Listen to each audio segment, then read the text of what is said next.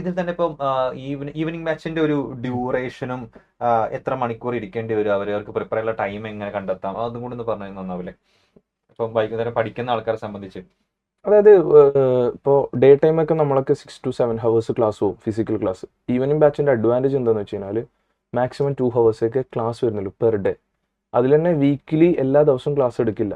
കാരണം ഇപ്പോൾ ജോലി ചെയ്യുന്ന ആൾക്കാർക്കൊക്കെ വീക്കെൻഡ് എന്നുള്ളത് വലിയൊരു ഫാക്ടറാണ്. ചിലപ്പോൾ ഫാമിലിയൊക്കെ ആയിട്ടുള്ള ആൾക്കാരുണ്ടാവും.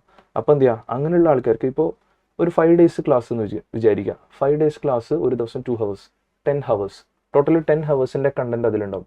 അത് നമ്മൾക്ക് എന്ത് ചെയ്യാം, പറ്റുമെങ്കിൽ ഡെയിലികൾക്ക് ഏറ്റവും ബെസ്റ്റ്, പിന്നത്തേക്ക് മാറ്റി വെച്ചാൽ നമ്മൾ മടി പിടിക്കുമല്ലോ, അല്ലെങ്കിൽ അറ്റ്ലീസ്റ്റ് ആ സാറ്റർഡേ സൺഡേ എങ്കിലും കംപ്ലീറ്റ് ചെയ്യുക. പിന്നെ അതിൻ്റെ ഇടയ്ക്ക് വരുന്ന ഇൻബിറ്റ് വരുന്ന ഹോളിഡേയ്സ്, അല്ലെങ്കിൽ നിങ്ങളുടെ പിന്നെ മറ്റെന്തെങ്കിലും ലീവ് എടുത്തിട്ട് പഠിക്കാൻ പറ്റും, അങ്ങനെയൊക്കെ വെച്ചിട്ട് കവർ ചെയ്യുക.